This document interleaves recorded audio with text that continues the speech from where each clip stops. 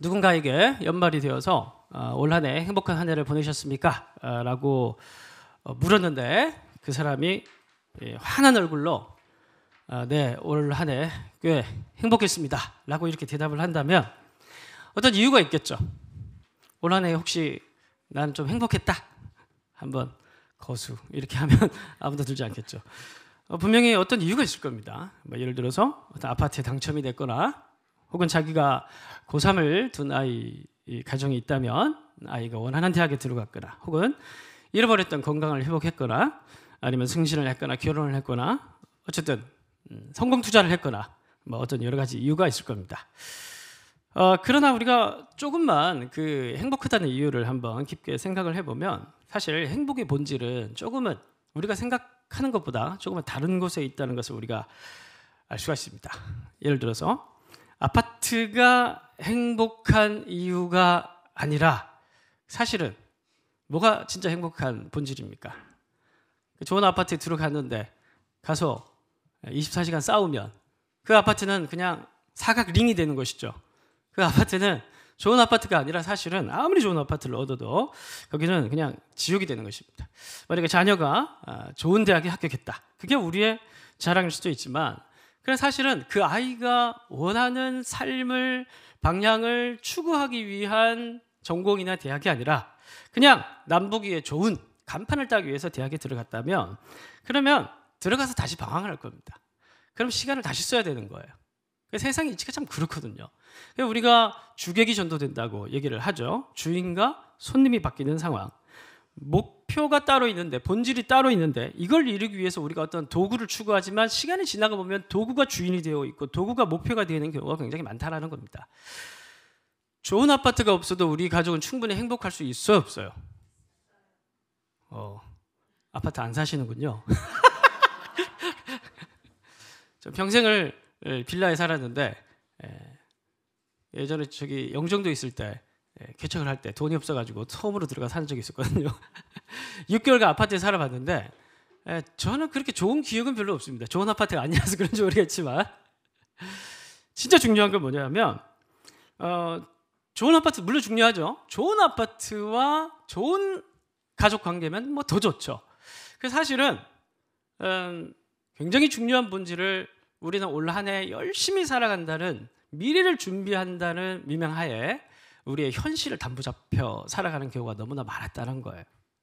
사실은 너무너무 중요한 본질은 사랑이고 질서고 서로 간의 배려고 위로고 그런 것들인데 그런 것들을 우리가 알고 있으면서도 사실은 눈앞에 도구적인 것들을 너무 추구하고 매몰되는 경우가 너무 많은 게 인간의 특징이라는 겁니다.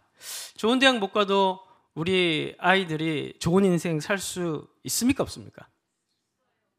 있죠. 이건 좀 작네요. 아파트보다는. 여러분 그러면 원하는 만큼 여러분들이 돈을 못 벌어도 여러분들이 여러분들의 삶의 주체자로 서서 행복하게 살 수 있습니까? 없습니까? 있죠. 이건 좀 크네요. 네. 알고 지내던 어떤 청년이 있었습니다. 학창 시절에 굉장히 속을 많이 썩였던 친구였어요. 말도 안 듣고 대학도 안 갔습니다. 뭐 공부하면 갈 만한 친구인데 대학도 안 갔어요. 그리고 20대 때 늘 연락을 해보면 클럽에 가 있고 그렇게 이제 망나니로 살던 그런 친구였습니다. 모태신앙이에요. 그런데 오늘날 갑자기 이 아이가 20대 후반까지 놀고 싶을 때까지 놀더니만 오늘날 갑자기 요리 학원을 다니기 시작하는 겁니다. 그래서 왜 갑자기 클럽 다니다 왜 요리 학원을 다니냐 그랬더니만 이제 놀 만큼 놀아가지고 너무 지겨워져서 이제 뭔가 좀 하고 싶은 마음이 생겼다고 그래요. 요리 학원을 다니더니만 오늘날 갑자기 카메라를 사더니만 요리를 찍어서 유튜브를 올리더니만 유튜브가 30만 명이 넘는 거예요. 7, 8년 전의 얘기입니다. 지금 100만 명이 넘겠죠. 최근에 들어보니까 채널 한 2개 정도 더 만들어서 운영을 하고 있더라고요. 그리고 자기 방에는 늘 이 기업들이 식품회사들이 늘 상품들 보내가지고 한번 찍어달라고 늘 먹을 게 쌓여 있다고 해요. 그래서 행복하다는 게 아니고 그래서 성공해서 행복하다는 게 아니고 본질은 다른 데 있다는 거죠. 생각보다 우리는 늘 남보기에 좋은 것을 추구하지만 그것은 문자 그대로 남보기 좋은 것이에요. 정말 내가 좋아하는 게 뭐고 정말 내 인생 가운데 내가 주체자로 사는 것이 무엇이고, 내가 추구하는 것이 무엇이고, 내가 행복한 것이 무엇인지를 사실은 굉장히 많은 사람들이 놓치거나 모르거나 관심 없게 살아가는 경우가 훨씬 많다는 겁니다. 오늘 산상수훈의 이야기는 팔복이에요. 8가지의 복. 예수님께서, 그래서 어떤 사람이 이렇게 해석을 합니다. 심령이 가난한 자는 복이 있나니 천국이 저희 것입니다. 이렇게 얘기를 하니까, 그러면 가난하기 위해서 노력을 해야 된다고 생각을 하는 것 같아요. 그리고 온유한 자는 땅을 기업으로 받는다고 하니까 온유하기 위해서 노력을 해야 된다고 얘기를 하는 것 같아요. 사실은 이 산상수훈의 이야기는 뭐냐 하면은, 뭘 하면은 복을 받는다는 얘기가 아니에요. 온유하면은 기업을 받는다, 부동산을 받는다는 얘기를 하고 있는 게 아니에요. 산상수훈의 핵심은, 결론적으로 말씀을 드리면 뭐냐 하면은, 가난한 게 복이라는 거예요. 온유한 게 복이라는 거고. 그래서 이 원문에 보면은 마카리오스라는 말로 시작이 되는데, 그 말은 무슨 말이에요? 행복한 자들이요, 이 말입니다. 그러니까 예수님 앞에 모여있는 그 심령의 가난한 자들, 근데 그 사람 진짜 가난한 사람들이에요. 설명하겠지만. 그리고 온유한 사람들, 이 사람들, 애통한 사람들, 정말 마음속에 지금 또 툭 치면 눈물이 나올 것 같은 그런 핍절한 가운데 있었던 당시 민중들이었어요. 그런 사람들에게 예수님께서 뭐라고 얘기를 하냐면은, 지금 이 상태가 너희들이 가장 복된 상태다라고 얘기를 하고 있는 겁니다. 역설, 반어법, 반고로법적인 예수님의 전형적인 충격적인 화법. 그게 이제 팔복의 이야기를 하는 겁니다. 1절부터 한번 보실까요? 1절 다 같이 한번 읽어보겠습니다. 시작. 제자들의 나온지라 입을 열어 가르쳐 이르시되 라는 말로 시작을 하는 대목인데, 자 1절을 보시면 예수님이 산에 올라가셨다고 하죠. 그러니까 밑에서 하면 되는데 왜 굳이 산에 올라가셨을까? 두 번째, 올라가 어떻게 하셨다고 합니까? 앉았다고 얘기를 하죠. 30 정도 되셨으면 서서 하셔도 될 텐데, 젊으신 분이. 근데 앉아서 했다고 얘기를 하죠. 다 의미와 의도가 있습니다. 이건 뭐냐면 도전이에요. 띄워주십시오. 서기관들과 같은 마태복음입니다. 바리새인들이 어디에 앉았어요? 모세의 자리에 앉았어요. 당시에 유대인 회당에는 그 앞에 말씀을 전하는 자리가 있고 그 옆에 모세의 자리가 있었습니다. 그때 당시에 최고의 율법의 해석학적 권위를 가지고 있는 사람이 그 자리에 앉았어요. 그래서 그 자리를 모세의 자리라고 일컬었고, 거기 율법을 해석해서 가르치고 적용할 수 있는 권위를, 마치 오늘날로 얘기를 하면은 뭐 목사님 중에 목사님과 같은 사람들이 앉을 수 있는 그런 교권을 가진 사람이 앉을 수 있는 자리라고 불렀던 자리가 있었습니다. 근데 거기에 누가 앉았냐면은 서기관과 바리새인들과 같은 사람들이 앉았다는 거예요. 그러니까 예수님께서 산에 올라가 앉으셨다는 말은 무슨 말이냐면, 그 모세의 자리에 앉아있는 사람들을 걷어찬 거예요. 그 자리는 내 자리라는 거예요. 너희들이 지금 하고 있는 율법에 대한 해석은 엉터리라는 겁니다. 왜 엉터리냐면, 우리가 지금까지 얘기를 쭉 살펴봐 왔듯이 이때 당시 사람들은 무엇을 기다리고 있었습니까? 회개하라, 하나님 나라가 가까이 왔다. 회개하라, 천국이 가까이 왔다. 이 천국이란 말은 무슨 말이라고 했죠? 하나님 나라, 하나님의 급진적인 종말론적 통치, 왕의 오심. 그래서 왕이 오면 우리는 뭘 해야 된다고 그랬어요? 회개라는 건 뭐라고 얘기를 했어요? 잡초를 뽑는 거.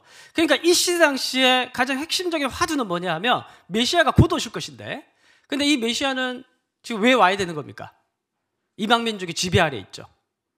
이방민족의 지배 아래에 있고, 이방민족의 지배는 왜 당하고 있는 거예요? 이들이 죄를 범했죠. 조상들이 죄를 지었죠. 자신들이 죄를 범했기 때문에 그 죄에 대한 결과로 이방민족의 지배를 받고 있고, 그리고 이 신원의 날, 하나님께서 왕을 보내시는 날, 종말론적 왕을 보내시는 날, 다윗의 자손이 오는 그날에 이 사람들은 다시 한번 더 왕의 자손으로, 왕의 백성으로 인정을 받고 하나님의 위로와 구원을 얻을 것이라는 기대를 가지고 어디에 나갔어요? 요단강에 나갔죠. 가서 뭘 했습니까?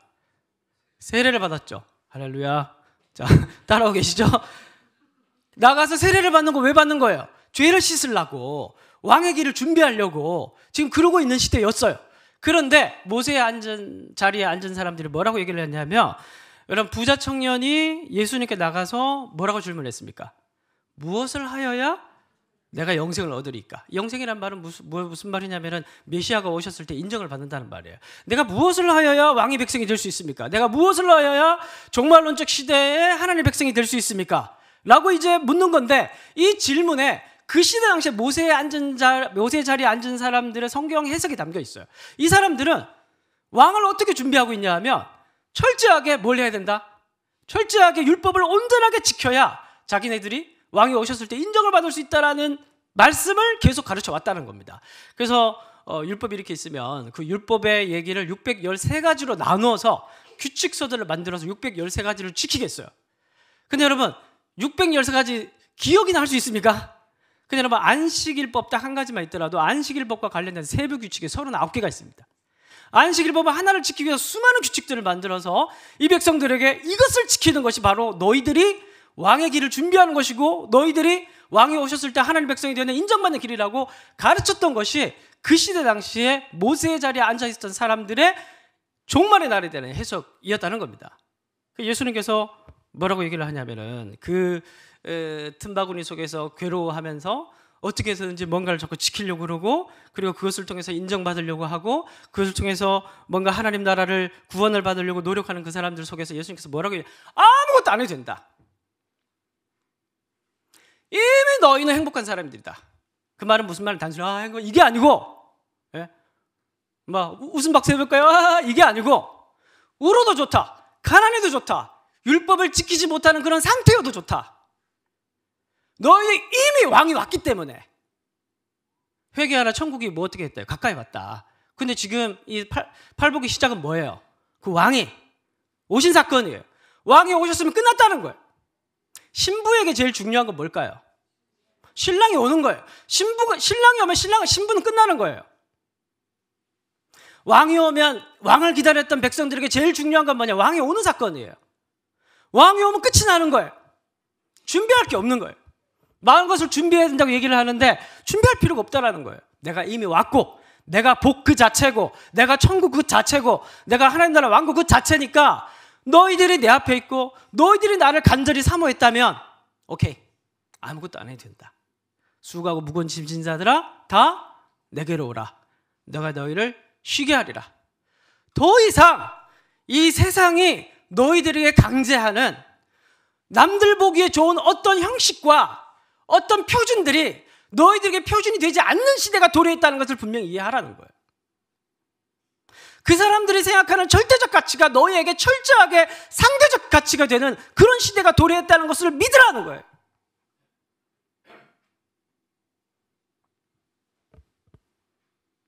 자꾸 소리 질러서 죄송합니다. 핵심 뭐냐 하면 이 팔복의 이야기는 단순하게 뭘 해야 행복할 수 있고 뭘 해야 하나님 나라 온다는 얘기가 아니에요. 제가 이 산상수훈을 준비를 하면서 좀 찾아보니까 생각보다 그렇게 해석하고 설교하는 분들이 많더라고요. 그래서 막 온유해야 된다. 온유하면 부동산이 온유한 사람에게 하나님 나라를 잃어버려 줄 것이다 얘기를 하니까 온유하기 위해서 온유하기 노력하면 온유해집니까? 성격 어디 가나요? 그러면 심령이 가난한 자 누가 보면 그냥 가난하게 돼 있거든요. 그럼 다 파실 거예요? 부자도 상관없다는 거예요. 가난해도 상관없고 네가 뭘 해도 상관없다는 거예요. 이미 왕이 네 앞에 왔고 신랑이 네 문 앞에 도착을 했고 너에게 지금까지 어떤 모습이든지 아무 상관없이 너에게는 모든 것이 다 성취되고 임하였으니 왕의 손을 잡고 신랑의 손을 잡고 어디에 들어가면 된다? 하나님 나라에 들어가면 된다라는 거예요. 천국에 들어가면 된다라고 얘기를 하는 게 이게 팔복의 이야기입니다. 3절 보시면 심령이 가난한 자는 복이 있나니 천국이 그들의 것이며 라는 말로 이제 예수님께서 말씀을 시작하시는데 여러분 분명히 알아두셔야 될 게 뭐냐 하면 심령이 가난한 사람들이 아니에요. 이 사람들은 누가복음에는 심령이라는 말이 빠져 있어요. 그냥 가난한 사람들이에요. 원래는 오늘날 빈곤의 기준이 연봉 기준으로 2천만 원 이하라고 얘기를 하더라고요. 2천만 원 이하면 대충 한 1-20% 정도 그 정도 됩니다. 근데 그때 당시에는 1-20%가 아니라 90%가 빈곤한 사람들이고 그 빈곤한 사람들 중에서 70%가 하루 한 끼도 먹기 힘든 팔레스타인의 불쌍한 민중들이었어요.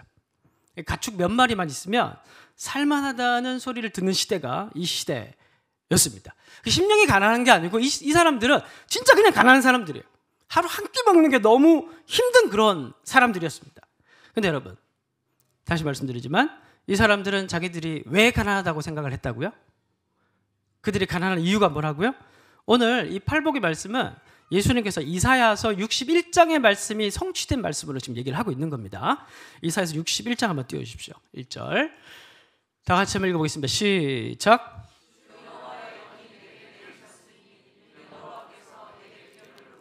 가난한 자에게 스탑. 예. 가난한 자에게 아름다운 소식을 전하게 하려 하심이라. 근데 이 사람들 왜 가난하냐면 나를 보내사 마음이 상한 자를 고치며 포로된 자에게 자유를, 갇힌 자에게 노임을. 이 사람들은 왜 그때 당시 사람들이 가난하다고 생각했냐면 포로가 됐기 때문입니다. 물론 이제 이 이사야서 61장 말씀의 배경은 바벨론 포로기인데 바벨론, 페르시아, 헬라. 그런데도 이 시대가 지나도 이스라엘 백성들이 해방이 되지 않는 거예요. 계속 이민족의 지배를 받고 있는 겁니다. 그러다가 마지막으로 로마 시대까지 지배를 받고 있어요. 그리고 이제 예수님 오셨는데 이 사람들은 이 시대 당시 사람들은 자기들이 왜 계속 가난하다고 생각을 했냐면 포로가 됐기 때문에, 이민족의 지배를 받기 때문에 가난하다고 생각을 했는데, 근데 여기서 보면 가난한 자에게 복음을 전하지만 나를 보내서 이 가난한 사람들이 지금 어떤 상태인 거예요? 마음이 상한 자를 고치며라고 얘기를 하죠. 가난한데 이민족의 지배를 받기 때문에 눌려있고 마음이 상해 있어요. 그런데 마음이 정말 더 상한 이유는 뭐냐면은 죄 때문이에요. 조상들의 죄 때문에, 또 그들의 죄 때문에 이렇게 됐다고 생각을 하는 거예요. 여러분, 아이들을 훈육을 할 때 조심을 해야 될 게, 이제 너무 이제 감정을 실어버리면 이제 아이들이 큰일 나죠, 심리적으로. 근데 보통 우리가 아이들에게 부모님들이 조금만 화를 내도 아이들이 울잖아요. 그 아이들이 왜 울까요? 물론 아기니까, 그죠? 연약하니까. 근데 근본적으로 아이들에게 있어서 부모님들은 전부 다 구원자입니다. 유일한 구원자입니다. 아이들의 세계관 안에서는. 그러니까 구원자가 화를 내는 경우는 유일한 구원자가 심판자가 되는 거예요. 그래서 아이들은 심리적으로 도망갈 데가 없어집니다. 그래서 아이들은 부모님들이 조금만 화를 내도 우는 거예요. 왜? 도망갈 데가 없으니까. 그래서 여러분, 심령이 가난한 자는 복이 있나니 천국이 저희 것임이라고 얘기를 했는데, 그 다음 4절 말씀에 보면은 애통하는 자가 복이 있다라고 얘기를 하죠. 결국에는 자기들의 죄 때문에 징계를 받아서 이민족의 지배를 받고 있고, 그래서 이렇게 핍절한 상태 가운데 유대민족들이 살아가고 있는데 하소연할 데가 없는 거예요.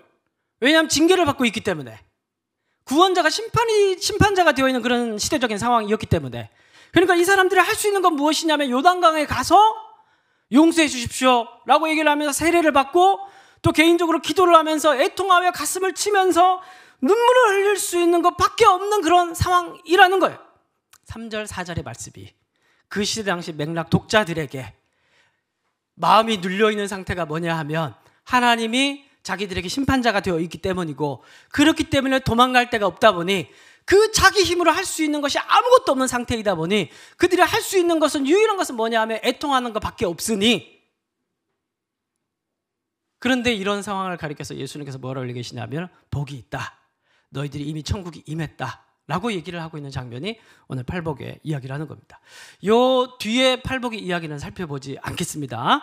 나중에 시간이 되면은 세 번째 복부터는 다음에 설명을 드리도록 하겠습니다. 오늘 원리적인 부분 말씀을 좀 드릴게요. 자, 그래서 제가 개척을 하기 전에 미리 개척하신 선배 몇 분들에게 전화를 드렸습니다. 개척을 이제 결정하기 전에, 개척하니까 좀 어떻습니까, 목사님? 우리 이제 선배 몇 명 있어요. 그래서 당연히 너무 힘들다 그러면 안 하려고, 그래서 한번 정탐을 전화를 드렸습니다. 어떤 한 분 목사님과 통화를 하는데 그분이 일단 1년 정도는 너무 힘들고 괴로웠다고 그래요. 정말 죽고 싶을 정도로. 뭐가 제일 힘들었습니까? 그렇게 얘기를 하니까 여러분, 뭐가 제일 힘들 것 같아요? 개척을 안 해봤으니 안 뭐가 제일 힘들 것 같아요? 입장 바꾸는 생각을 해보면 자기의 무능이 제일 힘들었다고 해요. 의외죠? 물론 사모님 물으면 다른 얘기를 할 겁니다. 경제적으로 힘들, 뭐 이런 얘기를 할 때 목사님은 자기의 무능이 너무 힘들었다고 했어요. 그러니까 정말 자기가 이것밖에 안 되나, 그런 어떤 자기 한계에 날마다 부딪히는 시간이 그 1년간의 시간이었다고 얘기를 해요. 그래서 저는 정말 그거를 이해를 합니다. 왜냐하면 제가 한번 갔다 왔잖아요. 33살에 한번 개척하려면 했다가 1년 정도 하고 다시 한 건데, 그때 저도 정말 자기 한계를 처절하게 깨달았던 시간이 그 1년의 시간이었어요. 그래서 그때는 제가 30대 초반에 30대 초반의 남성들이 제일 이렇게 자기가 뭐든 할 수 있다는 슈퍼맨이라는 착각을 하고 있는 시기입니다. 그때 이제 저는 이제 많이 한 10명 정도 같이 했는데 사람 없어도 나가서 내가 돈 벌면 되지 뭐. 돈 버는 게 쉽지 않더라고요, 여러분. 한 달에 나가서 200만 원 버는 게 너무 쉽지 않더라고요. 예? 평생 그냥 신학교만 다니는 사람이 나가서 뭘 하면 이 정도 벌겠지 했는데 돈 버는 게 쉽지 않더라고. 그러다가 나중에 또 일했는데 됐습니다. 일은 이제 사목으로 돼가지고 이제 먹고 사는 문제가 해결됐어요. 그러면 잘 풀려야 되잖아요. 아니더라고. 그때부터 뭐가 시작되냐 하면은 같이 개척했던 멤버들과의 관계적인 문제가 생기기 시작하더라고. 첫 번째는 경제적인 문제, 두 번째는 관계적인 문제. 그 진짜 문제는 뭐냐 하면 제가 이걸 해결할 수 있는 능력이 없더라고요. 그래서 계속 자기 한계를 1년 동안 계속 경험을 하다가 나중에 얼굴에 10꽃이 다 핀 거예요. 10꽃이 다 펴가지고 거의 무슨 피부병 걸린 사람처럼 돼가지고 이제 그만뒀습니다. 이제 아이들 다 청년들 다 돌려보내고, 그리고 이제 전에 말씀드렸지만 이제 제가 이전에 사역했던 교회 면접을 보러 갔는데 목사님이 가장 먼저 한 말, 너 무슨 병 있냐? 얼굴이 완전히 병자 얼굴이었어요. 10꽃이 다 펴가지고. 그러니까 저는 그걸 정말 이해를 했습니다. 개척의 그 분이 1년이라는 시간 동안에 계속해서 경험했던 게 뭐냐면은 바로 자기 한계. 그리고 지금 한 3년 정도 지나셨거든요. 그래서 결론은 이제 뭐냐면, 행복하다는 거예요. 쥐어짠 행복이 아니라. 그래서 제가 지금 이제 혼자 죽기 억울하니까 지금 저에게 결론은 뭐냐면은 이제 다 떠나가고 딱 5과정 남았대요. 딱 5과정만 남아서 같이 이제 하고 있는데, 이제 다시 마음을 새롭게 해서 이제 상담학도 배우기 시작을 했고 또 뭐도 하기 시작하면서 뭔가 이제 새로운 시작을 지금 하고 있다고 얘기를 합니다. 그러면서 이제 그분이 하시는 말씀이 굉장히 힘들었고 굉장히 엄혹한 겨울의 시간이었지만 자기가 25년이라는 긴 시간 동안에 교회에서 부목사로 또 교회 생활을 하면서 깨닫지 못했던 것을 이 3년이라는 시간 동안에 다 깨닫고, 내가 어떤 사람인지, 그리고 벼랑 끝에 서서 하나님의 은혜가 없이는 목회를 할 수 없다는 것을 처절하게 깨닫고, 그러면서 완전 밑바닥부터 새롭게 시작하는 이 시작점이 자기에게는 너무 새롭고 신비롭고 행복하다라는 말로 저를 밀어 넣었습니다. 그래서 정말 그때 여러 이제 분들에게 제가 전화를 해서 해봤는데, 생각보다 개척했던 목사님들이 굉장히 행복한 목회를 하고 있다는 사실을 제가 알게 되었습니다. 여러분, 이런 것도 여러분들 이해가 되십니까? 올 한 해 여러분들의 삶을 좀 돌아보시면서, 여러분들 올 한 해 삶을 살아가시면서 여러분들의 한계를 느꼈던 적이 있습니까? 이건 정말 내 힘으로 안 된다. 하나님이 구원자가 아니라 여러분들에게 심판자처럼 느껴졌던 때가 있습니까? 하나님의 얼굴이 웃는 얼굴이 아니라 화난 얼굴처럼 느껴진 때가 있었습니까? 도저히 여러분의 힘으로 이거 넘어갈 수 없다. 정말 여러분들이 주저앉아가지고 엉엉 우는, 애통하는 자가 될 수밖에 없었던 그런 어떤 시간들이 있었습니까? 상실했던 경험, 아니면은 회사에서 통보받았던 경험, 아니면 여러분들의 어떤 계획들을 다 해놨는데 어느 날 아침에 그것이 다 사라지고 말한 물거품이 되어버리는 어떤 그런 경험. 근데 여러분, 그 자리에서 그 시간들을 견뎌내고 통과하면서 여러분들의 마지막에 얻어진 것은 무엇이었습니까? 여러분, 정말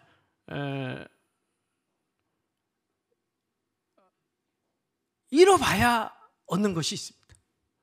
지금 오늘 이제 저희 가족 중에 한 분이 안 오셨는데, 그분이 이번 주에 무언가를 잃었어요. 뭐 알아요? 근데 이걸 저는 너무 감사하게 생각합니다. 왜냐하면 우리 인생 가운데 정말 잃어봐야 얻는 것들이 있거든요. 제가 오랫동안 알고 지낸 오늘 예화가 참 많죠. 어떤 집사님이 한 분 계십니다. 여러분들 아마 상상할 수도 있는 분이실 것도 같은데, 저를 잘 알고 계신 분은 30대 때 승승장구하신 분이에요. 30대 때 대한민국 최고의 대학을 졸업을 해서 외국 금융계에 30살의 나이에 들어가서 한국 지부의 부문장까지 하신 분이고 한국금융계의 별까지 됐습니다. 일반 이렇게 한국은행은 그냥 한국에 있는 은행들은 쳐다보지도 않을 정도로 아주 탑까지 올라가신 분입니다. 금융계에서.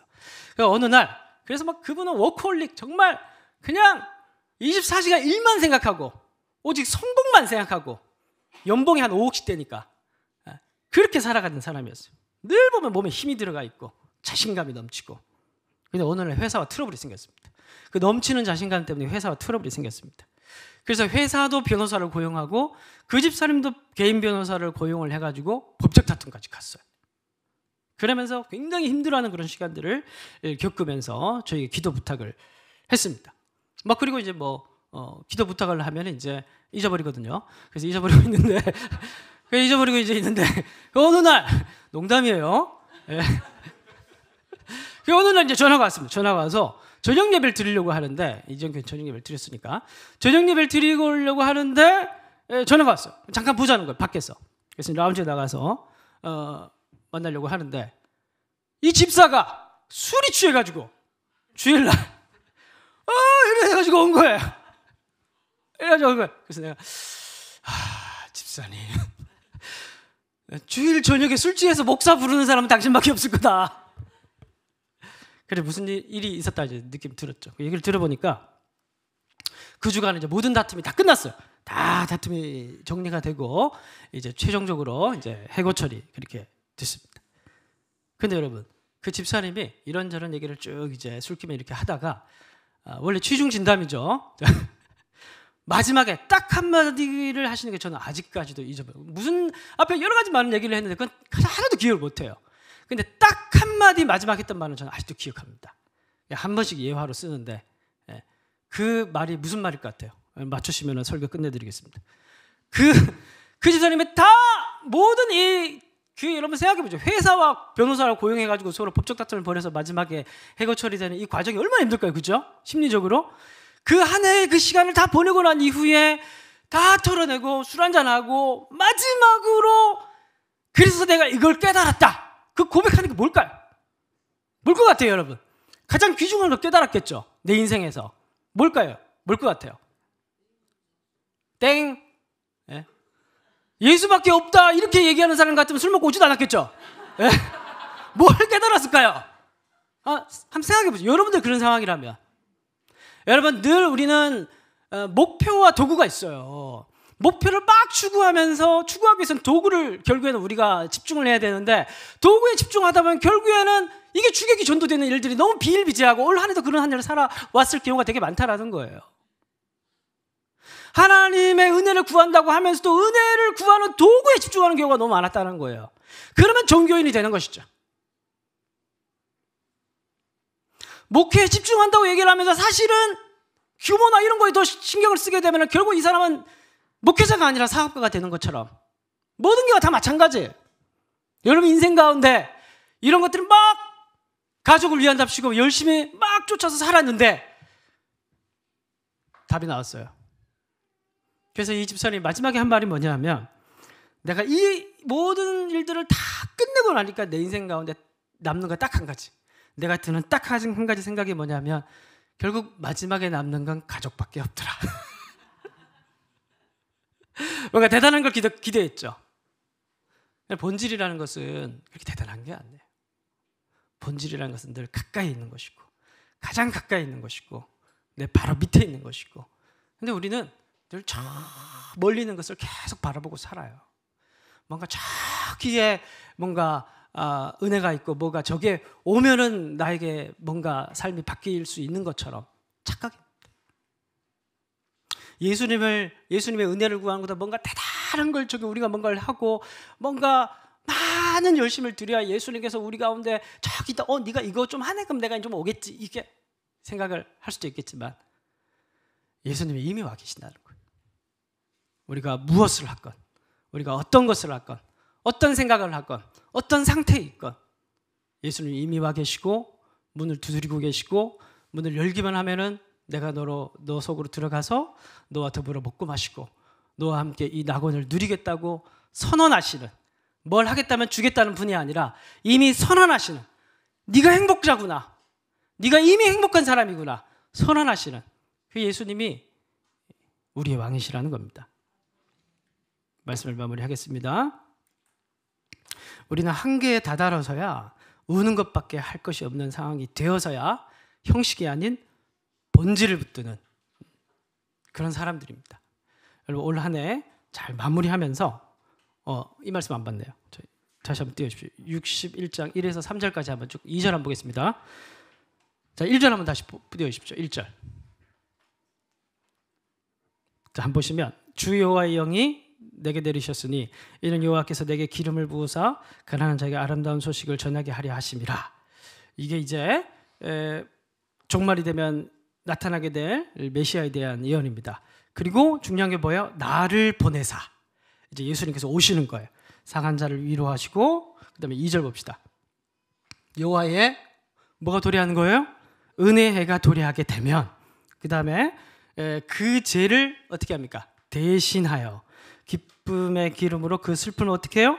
대신하며 찬송의 옷으로 그 근심을 어떻게 해요? 대신하시고. 그래서 결국 예수님께서 우리에게 오시면 우리에게 하신 일은 뭐냐면은 어떤 복받는 비결을 가르쳐 주시는 것이 아니라 우리가 가지고 있는 모든 슬픔을 다 대신하시고 근심을 가져가신 일을 하신다라는 거예요. 그래서 그 뒤에 쭉 그들이부터 해서 마지막까지 읽어보도록 하겠습니다. 시작. 그들이 의의 나무 곧 여호와께서 심으신 그 영광을 나타낼 자라 일컬음을 받게 하려 하심이라. 결국 우리에게 선포하시는, 너는 참된 행복자구나, 너는 의의 나무구나, 그렇게 선포하시는 분이 바로 예수님이라는 겁니다. 올 한 해 여러분들이 광야에서 있으셨다면 여러분들은 인식하건 인식하지 못했건 왕을 기다리는 자들이었습니다. 그 왕께서 여러분들 10년 가운데 오셨으니 여러분들의 근심과 슬픔을 내어드릴 수 있는 저와 여러분들이 되시기를 바랍니다.